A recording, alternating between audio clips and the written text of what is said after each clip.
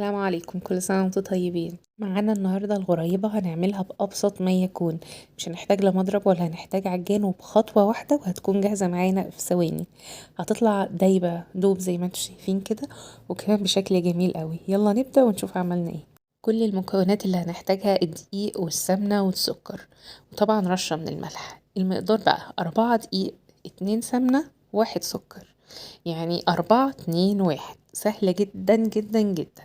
ورشة الملح بتاعتي هنحطها على الدقيق. والسمنة محتاجاها تكون ساقعة، يعني تخرج من التلاجة و10 دقايق واشتغل فيها على طول. والسكر يكون ناعم جدا جدا. خلاص انا كده ضفت الدقيق، هضيف عليه السمنة على طول، هضيف عليه السكر على طول. مش محتاجين بقى في الوصفة دي ان احنا نضرب السكر مع السمنة لحد ما يدونا قوام كريمي. لا، كله على بعضه زي ما انتم شايفين كده. وابدأ بايديا اعمل حركة البس دي لحد ما تنعم معايا، تبقى بتدوب في ايدي كده. هي في البداية كده بتبقى زي الرملة، وبعدين شوية شوية تلاقيها بدأت معاكي تنعم. هتاخد معاكي من 7 ل10 دقايق بتكون جاهزة معاكي ومظبوطة جدا. خلاص لسه هنشوف المرحلة دلوقتي بتاعتها، هتبقى بالشكل ده. هتحسي انها طرية وملزقة وتبقي مستغربة. لا، هي كده مظبوطة جدا. انتي بس هتنزلي اللي في ايدك كويس جدا، وبعدين تغسلي ايديكي، هترجعي تلاقيها مظبوطة ولا بتلزق ولا اي حاجة خالص. هنختبرها بقى نشوفها مظبوطة معانا. بنشكلها كده ونضغط عليها. لو شققت هتبقى محتاجة معانا كمان معلقة او 2 من السمنة. ما شققتش تبقى مظبوطة وزي الفل. هناخد واحدة نختبرها، ندخلها في صينية في الفرن على 150 على في الرف الوسط بتاع الفرن. ماشي. وبعدين لو لقيناها ظبطت خلاص تمام هنكمل. لقيناها فرشت مننا هتبقى محتاجة دقيق. لو شققت هتبقى محتاجة سمنة.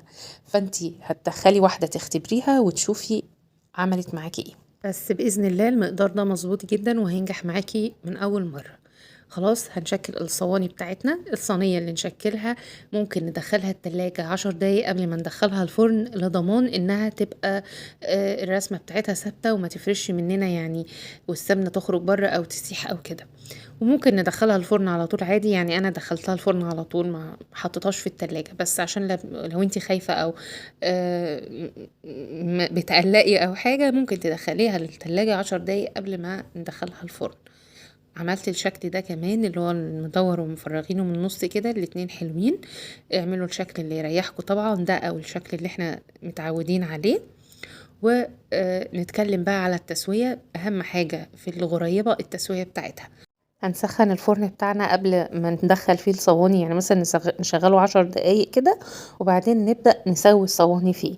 هندخل الصينية على درجة حرارة 150 في الرف اللي في النص، والمدة ما تزيدش عن ربع ساعة.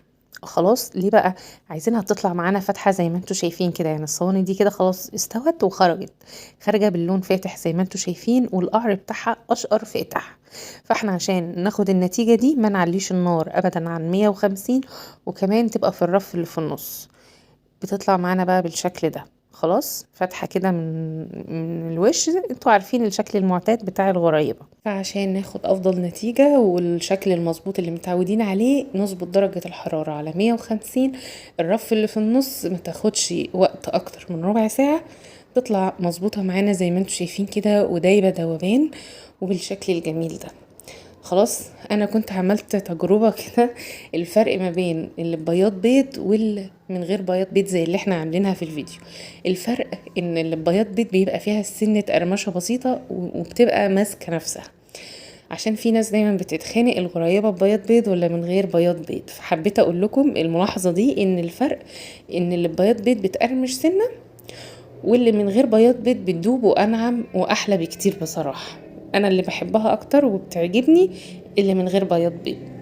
جربوا بقى الطريقة اللي انا عملتها لكم، وازاي هي سهلة جدا وما خدتش وقت خالص وما خدتش فعلا مجهود، ومظبوطة على الشعرة.